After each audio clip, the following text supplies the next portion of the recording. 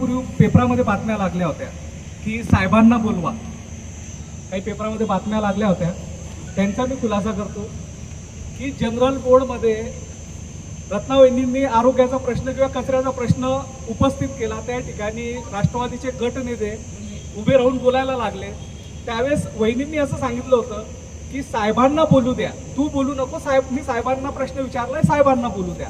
पण त्या गोष्टीचा आहे ना त्यांनी अपप्रचार केला की वहिनींनी सभेमध्ये असं सांगितलं की साहेबांना बोलवा म्हणून या गोष्टीचा. आणि ही जी सभा झालेली आहे, जर तुम्हाला काही शंका असेल, नगरपालिकेच्या ज्या ठिकाणी ही सभा होते त्या सभागृहामध्ये CCTV कॅमेरे लागलेले आहेत.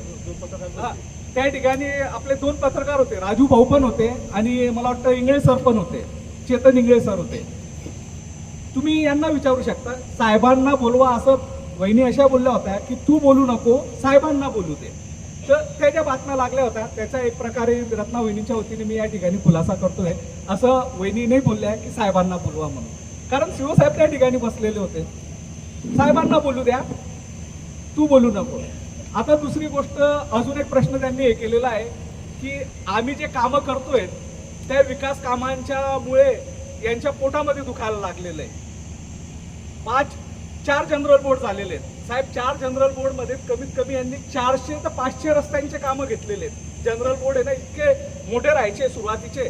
त्या सर्व रस्त्यांच्या विकास कामांना आम्ही एकमुखाने मंजुरी दिलेली आहे, कोणीच काही अल्टर आणले नाही. त्या विकास कामांना मंजुरी दिल्यानंतर सुद्धा हे आमच्यावर एक प्रकारे आरोप करतायत.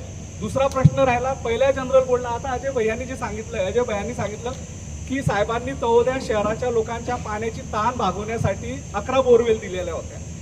हा 11 बोरवेलचा विषय पहिल्या जनरल बोर्डमध्ये देखील अजेंड्यावर आला होता, तो विषय तहकूब केला. दुसरी जनरल बोर्ड झाली, त्या जनरल बोर्डमध्ये आम्ही सांगितलं की जो विषय तहकूब केलेला असतो त्या विषयावर पहिले चर्चा करायची असते, कारण विषय तहकूब असतो. तहकूब असल्यामुळे पहिले त्याच्यावर चर्चा करा आणि त्याच्यानंतर जनरल बोर्ड सुरू करा. त्या मीटिंगमध्ये सुद्धा तो विषय तहकूब करण्यात आला. तिसऱ्या जनरल बोर्डमध्ये तो विषय घेण्यात आला आणि हे सांगतायत की आम्ही विरोधकांची सुद्धा कामं करतोय. मग तुम्ही जर विरोधकांची काम करत होता तळोदा शहरांच्या लोकांच्या विकासासाठी किंवा हितासाठी निर्णय घेत असाल तर मग पहिल्याच जनरल बोर्डला तुम्ही तो विषय का तहकूब केला.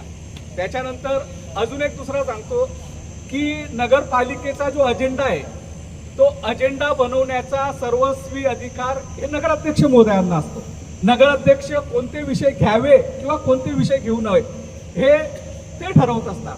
परंतु मागच्या 3-4 जनरल बोर्डमध्ये असे झालेले की विषय सुद्धा हेच घेतात अजेंड्यावर आणि तहकूब देखील हेच करतात. विषय बी यांनीच घ्यायच्या अजेंड्यावर आणि तहकूब बी सांगतात मी हा विषय तहकूब करण्यात यावा. हा प्रश्न आहे की ज्यावेळेस तुम्ही विषय घेतात तर मग तू तहकूब कशाला करतात. तुम्ही उठसूट विरोधकांवर आरोप लावतात की आम्हाला काही घेणं देणं नाही आहे. माननीय आमदार साहेबांनी तळोदा शहराच्या विकासासाठी 6.5 कोटीचा निधी अल्पसंख्याक विभागातून दिलेला आहे. तो साहेबांचा अधिकार आहे. साहेबांनी तो निधी किंवा तो रस्त्याची कामं BNCने करावे किंवा नगरपालिकेने करावे हे सर्वस्वी अधिकार साहेबांचा आहे.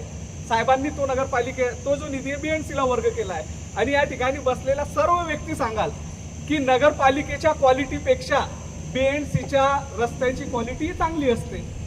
त्याच्यामुळे साहेबांनी तो निर्णय घेतलेला आहे. एक विषय तुम्ही 2 मीटिंगमध्ये तो विषय तहकूब करत आला आणि तिसऱ्या मीटिंगांना तुम्ही तो विषय मंजूर केल्यानंतर सांगतायत की आम्ही विरोधकांचे विषय नाही, तळोदा शहरांच्या विकासाच्यासाठी ते विषय आहेत ना. या ठिकाणी उठसूट आमच्यावर आरोप लावायचे. आम्ही भारतीय जनता पार्टी, माननीय आमदार साहेबांच्या नेतृत्वामध्ये भारतीय जनता पार्टी असेल किंवा शिवसेनेचे जे 10-11 नगरसेवक असतील, आम्ही साहेबांच्या नेतृत्वाखाली सर्व एक दिलाने एक मुखाने तळोदा शहराच्या विकासासाठी काम करतोय.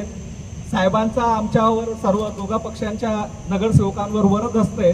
हे उठसूटचे आरोप लावणे यांनी बंद करावं या पत्रकार परिषदेच्या माध्यमातून त्यांना मागणी करतोय. आणि तळोदा शहराच्या विकासासाठी ज्या वेळेस साहेब सांगतील त्या वेळेस आम्ही संपूर्ण ताकदीने तळोदा शहराच्या विकासासाठी प्रयत्न करू. आता जर तुम्हाला काही प्रश्न विचारायचे असतील तर तुम्ही विचारू.